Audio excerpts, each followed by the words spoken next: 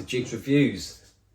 Bottle 2 of the night. So if you watched my last video, we did the Ciroc, and today we are doing the Highland Park.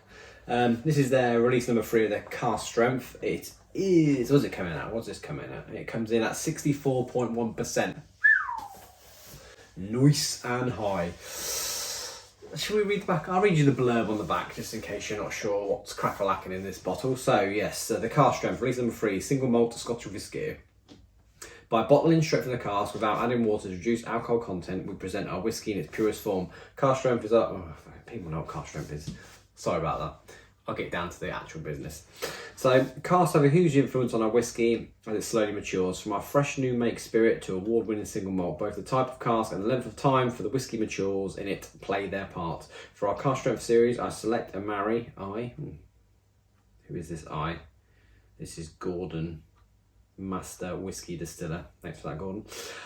I select and marry casks of different ages, looking for distinctive characteristics that will harmonise beautifully when brought together to create a whisky for everyone who loves Highland Park as much as I do. Robust and intense Cask strength release number 3 delivers an extraordinary depth, complexity and balance.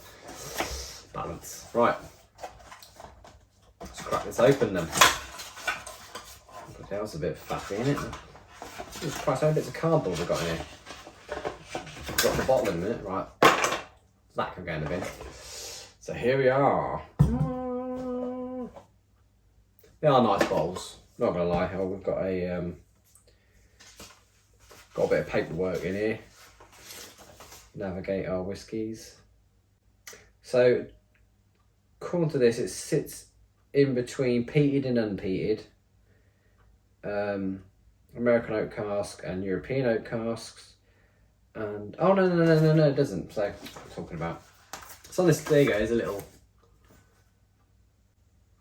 little thing on the inside there. So this cask strength release number 3 is more heavily European oak cask, and it is, well, according to this, by the arrows, the most heavily peated one that's on here. So the Cask strength number 1, number 2, you've got a 10-year-old, the 12, the 15, the 21, the 18, and then this one number 3. So this one is very peated apparently. Hell yeah. That's just made this a lot more interesting. Lovely. Once again, another lovely bottle from the guys at Highland Park. I do like these bottles, they are very nice.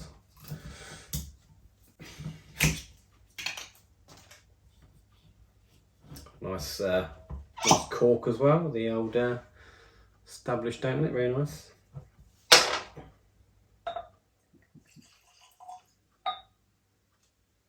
Got quite a nice amber colour.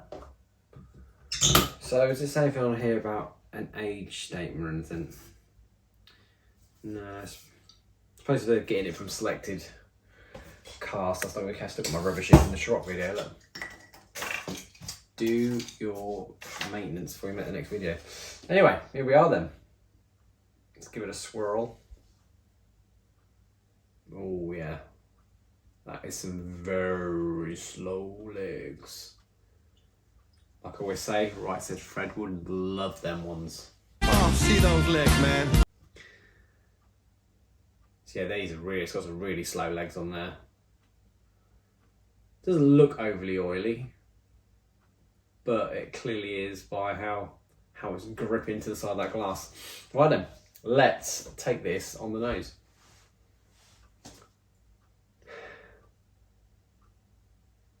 Oh, so that is so earthy. Really earthy. It's such a wet, damp, like moss smell. There is I can smell the peat. It's not as peaty smelling as a Lefroy or an Ardbeg, but there is a real earthy, mossy tone in that. What's the word I'm looking for as well? What's the word where it's rained? I think it's petrichor, isn't it? I think it's petrichor. But yeah, it's really got that going on. Getting a slight, there's a slight sweet ginger smell in there. You know, like if you caramelised ginger. Then you get the lot of ginger sweets where they've caramelised them. Got a bit of sugar on them.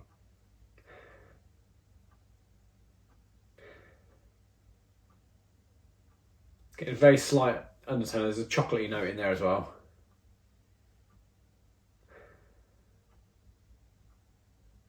But yeah, mostly it's really earthy. It's such a outdoory, natural, naturey kind of smell,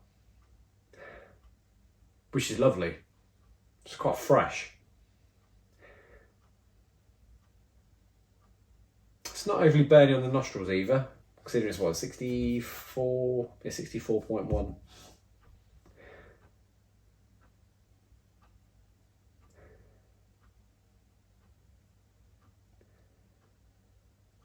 Yeah, I'm gonna leave it there on the nose.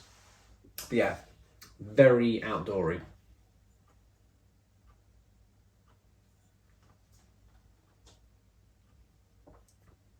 Cool. That really does pack a punch. Oh, it's bloody good though. Yeah, that really does pack a punch. That pack a punch. Peter Piper, pepper and all that. That really does pack a punch. Got right in my nose, right in my mouth. It's hot. So hot.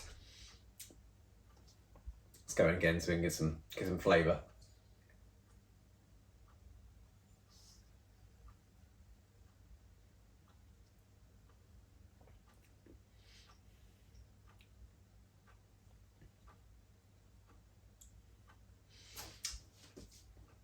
It's that initial heat that hits you. It takes a little while just to, as it slowly mellows off, that's when the flavours start kicking in. So, it's definitely an, I'll say more aniseed than licorice. Definitely an aniseed here, there, which is probably why I like it more. Actually, I'm not a big fan of licorice, but I know they're very similar, but I do like aniseed.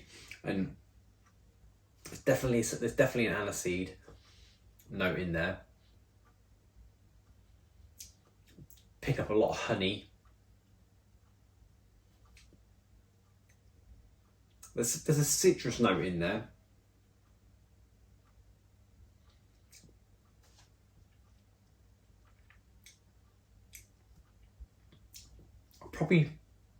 I'm not sure if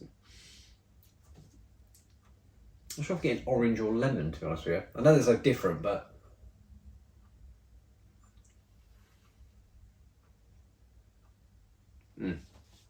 definitely lemon. So yeah, there's a lemony note in there. Salt's coming through now. You get a nice, it definitely feels like it coats your mouth with salt afterwards. And it is more like a rock salt than a standard table salt. It's a real nice like Himalayan rock salt kind of taste in there.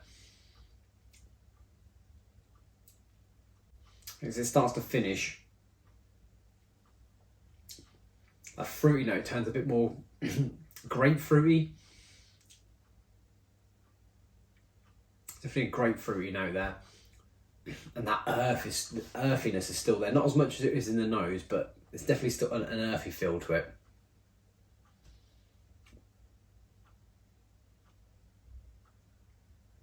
More of a, it's a bit more bark, like bark, tree bark kind of, you know, when you have like the wood, if you go to like play areas, they've got all the broken wood up. It's got that kind of feel about it in the finish.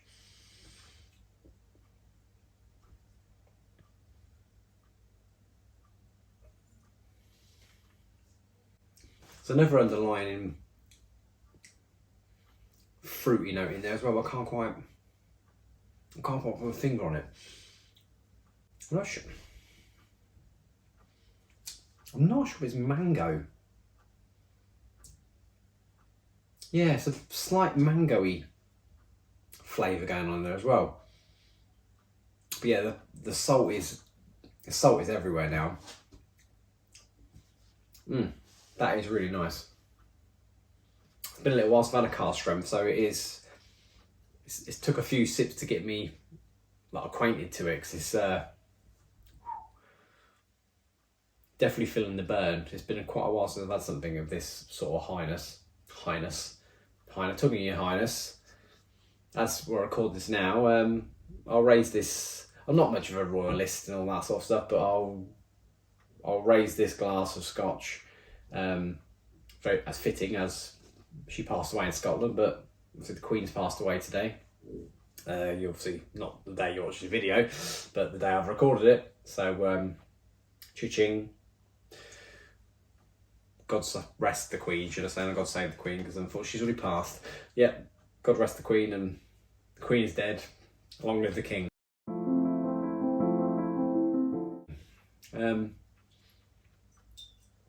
But yeah.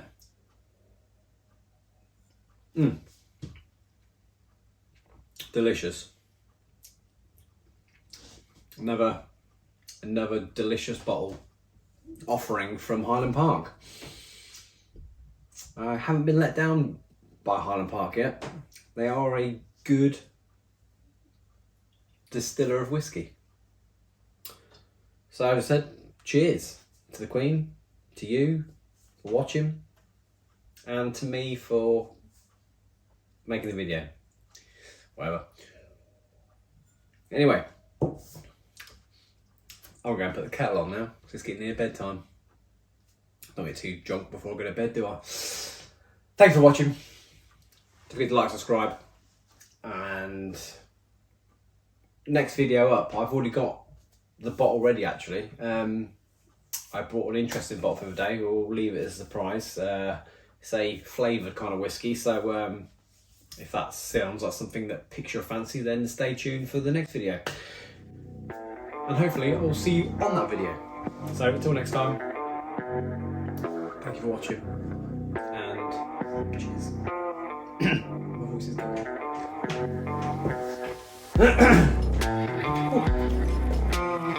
I'm not used to such a high volume whiskey, it's been a while. It was bloody lovely.